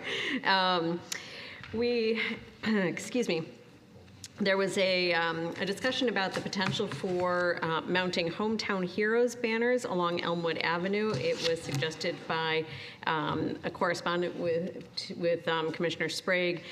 The committee had several questions before determining if we should proceed, and those questions include things like, is this a fundraising effort? Will the design be compatible with the existing mountings that are already in place on our poles? And how will the veterans be selected? How will the design be selected? And very importantly, will there be an active group of volunteers to keep up on the banners? Commissioner Sprague is relaying that to the correspondent, and we'll learn more perhaps before the next Public Works meeting. Thank you. We also we addressed an extension to the Brighton Consolidated Sewer District, and the committee gives authorization to move this to the town board. I don't recall if that's on tonight's agenda, but we will see it. Issues on Hemingway Drive were discussed at length, and in addition to the suggestions that perhaps speed humps could be applied, other traffic calming measures could be applied, and those will be relayed by the supervisor to the neighborhood leader. The Commissioner of Public Works was also directed to investigate having town crew trucks not use the street except when they are working on it. The impact of rerouting town trucks away from the street on the efficiency of the Highway Bureau's operations will be reviewed. In old business, we had an update on the Chelmsford Lane culvert replacement. We have the IPP from the New York State Department of Transportation in hand, and we'll have the supervisor sign it. It may be signed already. And it includes the worst case schedule, just so we don't get our hopes up. And the Highway Department is pursuing possible ways to expedite the project schedule so that we don't have to deal with the worst case schedule. We had a discussion about the Monroe County Grant Program for new sidewalk applications, and the town's applications are scheduled to be approved by the county legislature in November. There are still funds left to be allocated by the county, so the Department of Public Works has been directed to investigate submitting additional applications. We do have a detailed wish list, and so they're not starting from scratch, and we anticipate identifying even more opportunities for filling gaps in the sidewalk network. We addressed Glen Road traffic concerns. A new sign plan has been developed and it has been distributed. The goal is to install the new signs this year, but the pavement upgrades that were part of the plan for dealing with the traffic on Glen Road will not be done until next year. The residents should be receiving that plan soon. Had an update on the long-awaited town hall renovation project. It is now officially out for bids. Bids are due back on October 30th. And folks move out to new location on November 15th in waves. Right, there'll be the new location, SUNY Empire State College, 680 Westfall Road. We will be moving our internal-facing departments, things like HR, our Chief Diversity Officer, our Finance Department, on November 1st. And we will be moving the public-facing departments, the assessor, the Public Works and Planning departments, the town clerk, the town supervisor, on November 15th. We also anticipate that Town Hall will be closed not only on the 15th, but also on the 14th, so that all of those are the very heavy document-driven departments. All of us have a lot of work to do getting our stuff ready to move, so we just felt it made sense to close for those 2 days. We will not, though, I can update folks that we're part of a discussion earlier, after talking to our relocation consultant, we've reached the conclusion that the work that they will be doing on November 1st to move the internal-facing departments will not be so disruptive as to require Town Hall to be closed. So Town Hall will be open on the 1st, but closed on November 14th and 15th for that final move. The orchestration of the move is really remarkable, and it's impressive that the impact on service to the community will be very limited. And the patience of crossed. everyone in Town Hall is remarkable as well. Upheaval is no fun. In state DOT project updates, the town met with the state DOT on 3 key projects recently. Supervisor Maley reported to the committee that the schedule presented by the state DOT is unacceptable as it has been adjusted and pushed further out. He is seeking further detail and justification for the schedule as presented. And those 3 key projects are the Monroe Avenue corridor improvements, the I-590 bridges over Monroe Avenue and Allens Creek Road, which won't be completed until the end of 2027, which starts the cascade of pushing back Monroe Avenue corridor, and the West Henrietta Road corridor improvements. And that will not begin until 2030, according to the revised schedule, but schedules can be revised again. Let's hope. Yeah, the state DOT needs to work more closely with the community on any of these projects, and they cannot keep pushing it down the road, so to speak. Town project updates, Clean Energy Communities Program. The projects are all under contract. Work will go forward this fall, and the town has just reached the threshold for the $175,000 grant that will be applied to the Town Hall project. So it's very exciting. The Multiversity Trail Project. The consultant is drafting the report, which is all looking very good. However, the multiversity component of the Multiversity Trail Project has not been as we had hoped. We're struggling to get campus representation from MCC, U of R, and RIT. Staff are working hard on outreach, and if anybody watching this is a staff member at RIT, U of R, or MCC and has any interest in other modalities for getting to campus or getting between campuses, please be in touch with Town Hall, be in touch with me, be in touch with Brendan Ryan, the staff member who is liaison to the consultants. The input of the campus communities is warranted and wanted. Complete Streets Policy, as Councilmember Werner reported, we will be adopting that this evening. Crosswalk policy, I'm so sorry. The Complete Streets Policy, however, is almost ready for adoption. It is currently with the Sustainability Oversight Committee, and we are awaiting comments from those committee members, and next month it will be addressed one more time in, we hope, in Public Works, and then adopted soon after by Town Board. Climate Smart Community recertification has been achieved at the bronze level, and we have the Bike Boulevard. The second Bike Boulevard to be established in Brighton is almost signed. The sign package is in hand. It will go to the printers. There will be beautiful little Bike Boulevard signs guiding bicyclists from Oakdale at Highland Avenue all the way wending through to come out at Avalon and Westfall and the Winter Market. Stay tuned for being able to map that on Google Maps and make low-stress rides across town.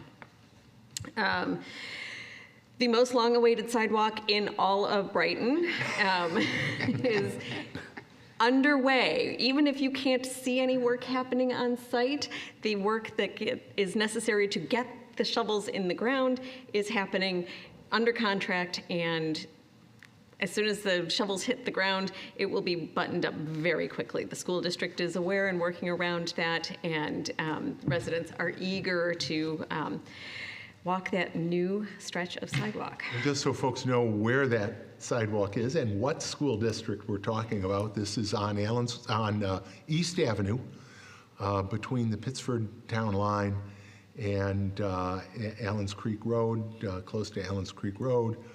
The school district is the Pittsford Central School District, which has Allens Creek School right there in the town of Brighton, serving both Brighton and Pittsford students. And the purpose of that sidewalk, and again, we're grateful to Senator Cooney for grant money to make it possible. It's a difficult sidewalk. His input and extra push to the State Department of Transportation is why it is so important to me that we get those shovels in the ground and get the work done. We know we're getting close to the end of the construction season. We know there's asphalt involved, and the asphalt plants are only open so long. But thank you to everybody involved that's gotten it to this point. Yes, many persistent residents have kept it on at the top of the agendas, and yeah, it'll be done. And last, the annual resurfacing programs, we've received a status update. There is just one street left to pave, and then operations shift to leaf removal and snow clearing. There won't be snow anytime soon, right? And the last matter on the agenda was tree removals. All of the trees that had been reviewed by the Tree Council and moved to the Public Works Committee have been approved for removal, many with replacement as well. 3 of those trees that were reviewed yesterday will be scheduled for public hearings in the very near future. The committee meets next on November 12th at 9 a.m. following public safety. Thank you, Christine. A lot of stuff on that agenda, but your committee is doing a lot of good work. And we clocked in at only 90 minutes. That's right, exactly. Yeah. Might have been 89 minutes. I thought it was 93.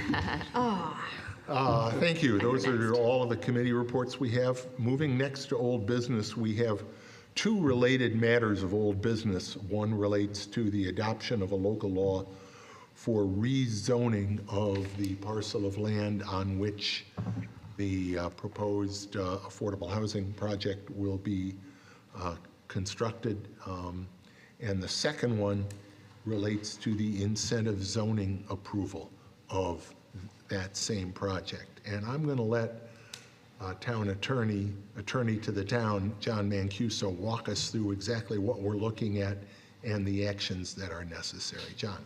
Thank you, Supervisor. So there are 2 actions before the board tonight regarding the home leasing and Providence housing incentive zoning project. In order to move forward with this proposal, the town board will need to take 2 actions. The first is to rezone the parcel from RLB residential low density district to RHD2 residential high density. And provided that matter passes, then the second step would be to adopt an incentive zoning resolution to authorize the use of incentive zoning, the granting of certain incentives to the developer in exchange for amenities that have been provided in the application. So I would like to just explain first the first step, the adoption of local law number 6 for the rezoning of the parcel. That local law is contained in the board's packet. I just want to point out one pagination discrepancy. There is 2 pages of the packet at pages 26 and 27, which actually are part of the incentive zoning resolution rather than the rezoning resolution. So we'll talk about those 2 pages later on in a moment.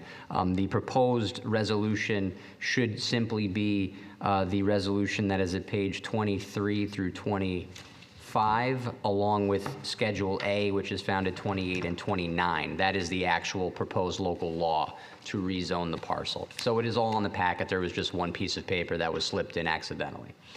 So with that, I will turn it back over to the board for the first of the 2 matters regarding the proposed rezoning of the parcel. Thank you. I will ask then that we get a motion. I'll ask Councilmember Wilt if you would make that first motion on the local law. Certainly. In the matter regarding the adoption of local law number 6 for the rezoning of home leasing and Providence housing parcels, I move that we adopt the resolution as prepared by the attorney to the town. Second. Discussion. And anything, John gave us a good summary of the nature of that, from residential low density to residential high density. But is there any further discussion on that motion?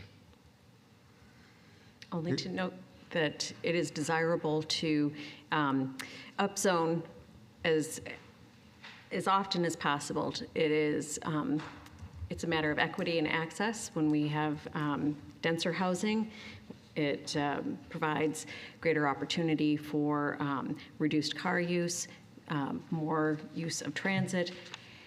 If your barrier to entry into a community is owning a car or having the means to purchase a single-family home on a very large lot, Brighton is not inclusive. When we upscale this way, upzone this way, we become more inclusive. So it is a worthy rezoning. It's certainly, this is certainly worthy rezoning. We have a motion and a second. Anything further? Yeah, Oh, sure. I did just want to mention that we also are recognized as a pro-housing community, adopted the governor's missive to take up that mantle, and I think this also conforms to that effort. And again, is a community that is very much developed and is seeing such low inventory in housing. This is desirable to have an increase in housing so that we are sustainable. And in particular, I would just add that it is affordable and supportive housing that this rezoning will support, along with our next incentive zoning resolution. And that is something that this town board has for so many years found to be so important that we list affordable housing. We consider affordable housing to be one of the important amenities that can be an amenity in an incentive zoning proposal. Incentive zoning is the most important land use tool we have in our toolbox. It allows us to, as my good friend and former Councilman Barbado used to say, it allows us to make a good project better. It's not something we use to sort of sugarcoat a bad project. We use it to make a good project even better, and I think that's what we are doing here. Affordable housing is an important part of an overall array of housing options in Brighton, and I'm appreciative that we're going to have the opportunity to take the final action to make that happen in this location. And Bill, I'll just add, I don't want to repeat what my colleagues just said, but it's the number one thing I get asked about from our constituents is affordable housing, and especially people who are looking to buy their first homes. I know when my wife and I were looking for homes, there were lines out the door around the block, and I want to congratulate Home Leasing on fulfilling this need and providing this service to our community. Bill Webb, I've already discussed the fact that I believe I have to abstain on this due to a potential fairly remote conflict of interest to the extent that my firm and I have participated on behalf of Catholic Charities in an unrelated legal matter of which Providence Housing is an affiliate, and therefore, I believe in excess of caution, I will have to abstain and withhold my analysis of the project. Thank you, Chris. And I don't know if it's appropriate to ask Councilman Warner step out of the to... room? If you want to step out of the room for a moment and we can handle these two items, We'll that'd be get great. you after the second you. of these two items is done. We have a motion and a second. I'll wait until the councilman has left the room.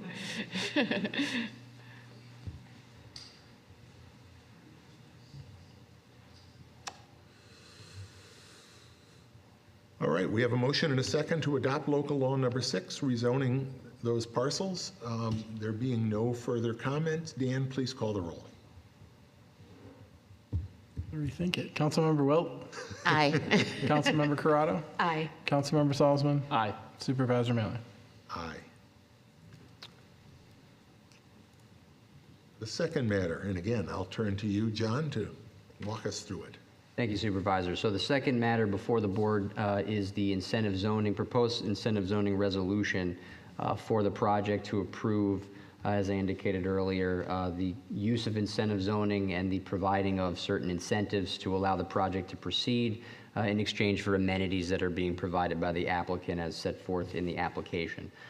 The resolution is in the agenda packet. I just want to point out, as I did previously, that the item that was inside the rezoning application, Exhibit A, is actually the Schedule A to this resolution. So that is just a legal description for the property itself. So that's Schedule A to this resolution. Schedule B to this resolution is the concept plan that was submitted by the applicant. That's found at pages 37 and 38 of the agenda packet. And so just out of an abundance of caution, we've provided a hard copy of the incentive zoning resolution that is before the board this evening, just to clear up any confusion in terms of the entire packet.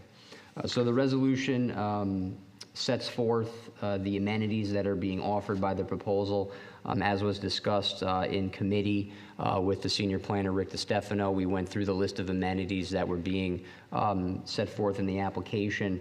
The amenities that are being considered by the town board this evening as offered in the proposal are threefold. The affordable housing itself, which, as the supervisor pointed out, is an amenity under the town's incentive zoning statute.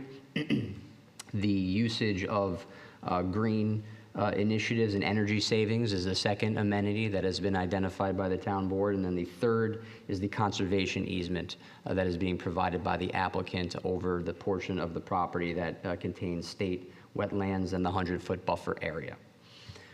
So those have been identified in the resolution. There are also findings that have been set forth and provided by the senior planner as required by our incentive zoning law to provide the benefits, both fiscal and tangible and non-fiscal benefits that are provided by an incentive zoning project that are balanced by the town board in exchange for the incentives that are being offered by the town to allow the project to proceed. And so those items are set forth in the resolution discussing the benefits to the neighborhood and the community, the goals that are also carried out, physical, social, and cultural benefits in accordance with the town's comprehensive planning has also been discussed in this document and is set forth in the resolution as proposed. So with that, I will turn it back over to the town board if it has any questions of me to further explain the resolution. Thank you. Any questions for, well, let's do this. Let's get a motion. And then if there are further questions for John Christine, if you would. Sure. In the matter of the incentive zoning approval for home leasings and Providence Housing's Westgate Apartments project, I move that we adopt the resolution as prepared by the attorney to the town. Second. Set forth in the resolution, we just bulleted them as three, but those two are combined in number one. So the affordable housing along with the supportive housing, we just simply set forth as bullet number one in the resolution. Thank you. They're certainly both worthy, yes, needed housing options. Oh, and may I further clarify, Schedule C would also list those separately. Yes.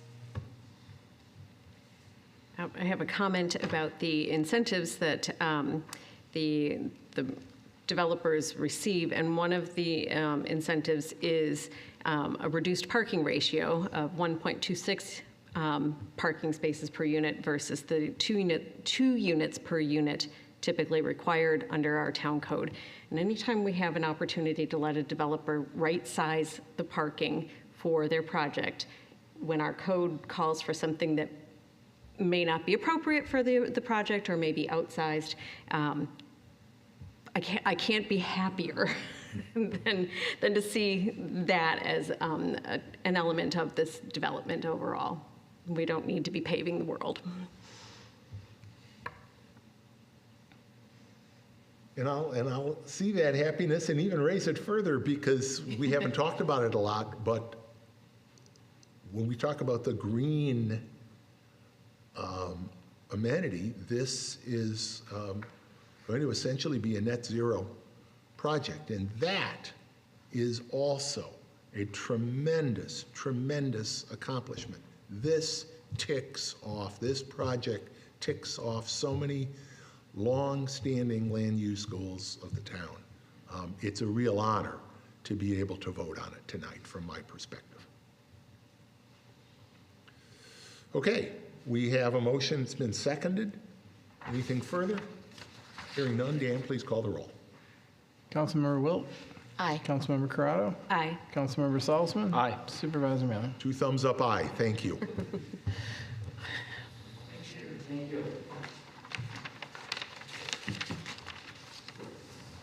Oh, thanks, Dan. We'll wait until Councilmember Werner is back.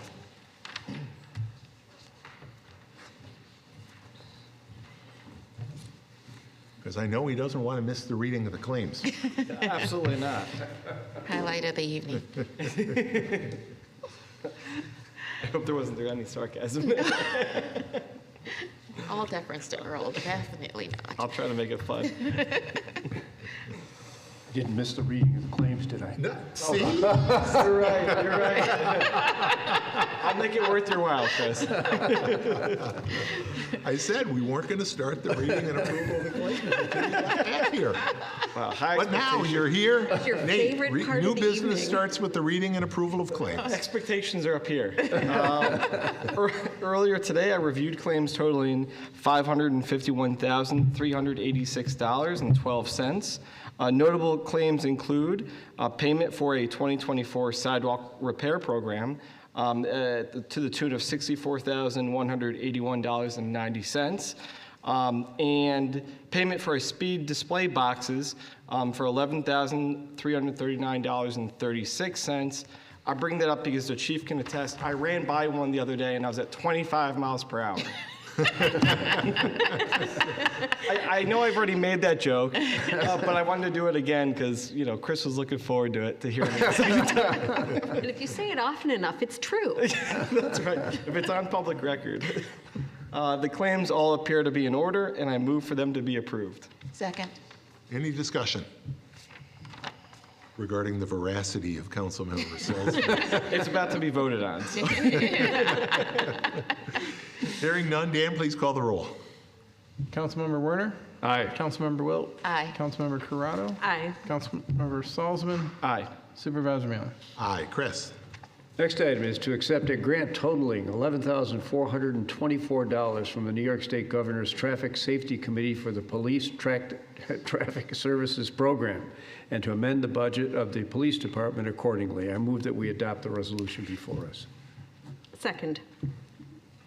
Any discussion on that? Chief, anything you want to? No, it's a yearly grant that we get for doing our police traffic safety initiatives throughout town. It's a decent amount of money, and we'll apply that for extra police patrols in those areas. Great. And we know that that is one of the things that our residents are really, really appreciative of, except on those occasions when they're the one getting pulled over. Any further comment? Dan, please call the roll. Councilmember Werner? Aye. Councilmember Wilt? Aye. Councilmember Corrado? Aye. Councilmember Salzman? Aye. Supervisor Mailer? Aye. Next matter, Christine. The next matter seeks to accept donations in the total amount of $300 from OTM Utility Locating Services, total amount of $300, breaking out as OTM Utility Locating Services providing a donation of $200, and Bagel Land providing $50, and Whiter's Hardware another $50 for the Mighty Motors 2.0 family event, and amend the budget of the Highway Department to reflect said donations. I move that we adopt the resolution before us. Second. Thank you to each of those three organizations, and it was a great day. Thanks to our highway team for doing it again this year. Very, very well attended. Yes, It was it a was. pleasure to see how many people were out. Yes, it was. Further comments? Hearing none, Dan, please call the roll. Councilmember Werner? Aye. Councilmember Wilt? Aye. Councilmember Corrado? Aye. Councilmember Salzman? Aye. Supervisor Mailer? Aye. Nate? Yep. The next matter seeks to approve a budget transfer in the amount of $6,900 from the Highway Department's landfill account to the Facility Maintenance/Repair Service account for the replacement of 6 cylinders on Fuel Island. I move that we approve the motion as prepared by the attorney to the town. Second? Discussion on this, Jim? Anything you want to add? Obviously, this is some maintenance on our These fuel pumps. cylinders that we're asking to replace are part of the fire suppression system on the fueling island. And they have simply timed out, so they need to be updated so that system remains current under the regulations. Good. Further comments? Hearing none, Dan, please call the roll. Councilmember Werner? Aye. Councilmember Wilt? Aye. Councilmember Corrado? Aye. Councilmember Salzman? Aye. Supervisor Malley? Aye. Robin? Certainly, the next matter seeks to approve a budget transfer in the amount of $9,562.50 from undistributed federal aid other account to town relocation office furniture account for the purchase of furniture for the town clerk's office. I move that we adopt the resolution as prepared by the attorney to the town. Second. We're moving, obviously, Empire State University next month, and the space the clerk's office is moving into is empty. We're going to put standing desks in, the kind of the staff. We've done that over time, kind of made those changes, just in the overall interest in improved health and welfare of everybody. And that's furniture that will be coming back here post renovation. So it's been sourced and looked at in the sense that it'll fit in the new space once we return here as well. Great. Thank you. Further discussion? Hearing none, Dan, please call the roll. Councilmember Werner? Aye. Councilmember Wilt? Aye. Councilmember Corrado? Aye. Councilmember Salzman? Aye. Supervisor Malley? Aye. Nate? Yep. The next matter seeks to approve the certification of bonding for the collection of taxes to be filed in the clerk's office per New York State Town Law, Section 25. I move that we approve this motion as prepared by the attorney to the town. Second? Again, something we do every year and is required by law in connection with the collection of taxes by the town clerk and receiver of taxes and your great staff. Discussion? Hearing none, Dan, please call the roll. Councilmember Werner? Aye. Councilmember Wilt? Aye. Councilmember Corrado? Aye. Councilmember Salzman? Aye. Supervisor Malley? Aye. Christine? The next matter seeks to authorize the supervisor to amend an agreement with Scanex Pipe Services for additional CIPP sewer relining work and increasing the amount by $123,335 for a total amount not to exceed $352,335. I move that we adopt the resolution as prepared by the attorney to the town. Second. CIPP, referring to cured in place pipe. We do have a correspondence here from Brendan Ryan in the department relating to why we're looking for this budget amendment. Jim, if you want to. We've actually, every year we get this open-ended contract with a liner company, and this year it's targeted at sanitary sewers. This year we were able to utilize it on some storm sewers also, so we need to adjust the maximum amount allowed under the contract. Good. We have a motion and a second to do exactly that. Further discussion? Hearing none, Dan, please call the roll. Councilmember Werner? Aye. Councilmember Wilt? Aye. Councilmember Corrado? Aye. Councilmember Salzman? Aye. Supervisor Malley? Aye. Chris? Next item, Bill, is to authorize the disposal of certain fixed assets as surplus to be sold via the town website or abandoned as junk. I move that we adopt the resolution before us. Second. Discussion? Hearing none, Dan, please call the roll. Councilmember Werner? Aye. Councilmember Wilt? Aye. Councilmember Corrado? Aye. Councilmember Salzman? Aye. Supervisor Malley? Aye. And Christine? The last matter seeks to approve the Town of Brighton crosswalk policy and design Guidelines. design guidelines is missing there. There we go. And design guidelines. I move that we adopt the resolution as prepared by the attorney to the town. Second. The word guidelines is in the resolution. It's in the actual resolution. But It is you're right, not on the it's not on agenda the that I was agenda. cheating off of instead of reading the actual And resolution. I'm sorry, Robin, you seconded that, did I? I I think we believe I did. tied with Chris. Well, I'm gonna Well, give it to Robin. give it to Robin. And, this policy, it's important to note, this is our town policy with respect to crosswalks on town roads. Obviously, we work with the state DOT and the county DOT with respect to potential crosswalk projects on state and county roads, and in particular, of course, we have the grant program recognizing the county the value of also installing RRFBs, rapid rectangular flashing beacons, at certain crosswalks that is providing us payment of some of those beacons at the county's expense if traffic counts meet a certain level. This relates to the crosswalks themselves.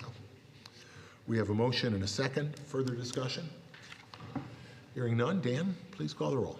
Councilmember Werner? Aye. Councilmember Wilt? Aye. Councilmember Corrado? Aye. Councilmember Salzman? Aye. Supervisor Mallon? Aye.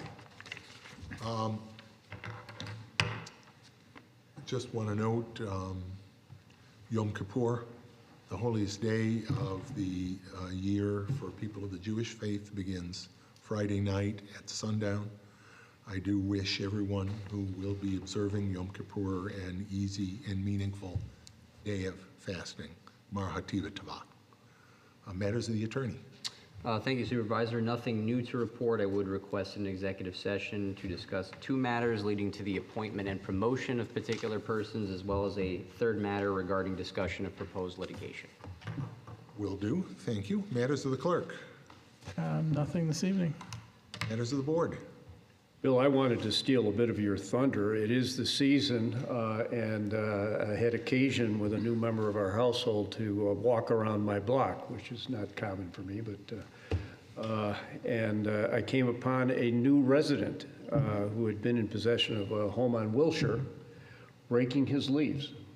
And I noted, as I walked along, and noticed that on my side of the street, the leaves were in the street. And he, on the other hand, just opposite that same pile, was piling them on his lawn. The tree lawn. On the tree lawn. And I said, I should say, give him a positive reaction to it. And I walked over and introduced myself. He introduced himself, said he and his wife and his family were just moving in. They were under contract for the house. And I congratulated him on where he was putting his leaves. And he said, well, by the way, he said, one of the neighbors said, welcome to Brighton. The services here are so great. All you got to do is put your leaves in the street and they'll pick them up. He said, and he did that. And then another neighbor came to him and says, no, you're not supposed to do that. Put them on the tree lawn, which he had done. So now he knows. Now I hope he'll go over and talk to his neighbor and tell them to get him off the street. But it's that time of year again, folks, please, keep them out of the street. Yeah, it's really important. Yeah, Chris, I'm glad you mentioned that because they are starting to fall. The reason we ask you to pile them in the tree lawn, the area between the sidewalk and the pavement in the street, or if you don't have a sidewalk, on your grass but close to the street, is because leaves piled in the street, as well as other, debris, branches and the like in the street, can do a couple things. One, they can be hazardous for all sorts of traffic, both vehicular, bicycle, and pedestrian, particularly at night. You come across one of those piles of leaves, you veer out into the street, and suddenly you're a target, particularly if you're a bicycle or a pedestrian. But they can also cause drainage issues, and one of our persistent challenges, the clogging of storm drains. Leaves wash down the street into the storm drains. We do have our newest sweeper that has a suction component to it that does help do that. But really, one of the ongoing concerns that we have, we see these storm drains that are clogged up. And so kudos to the new neighbor. Welcome to Brighton. Absolutely. And that Joseph, I had assured him that he could tune in tonight and hear you. Wanted to be sure you got that opportunity. Any other matters from the town board? Hearing none, I want to thank our ASL interpreters tonight. We really do appreciate the work you do. Can I have a motion to go into executive session to discuss the employment of particular people and potential litigation? Bill, I move that we go into executive session to discuss employment of particular people and to discuss legal matters. Second.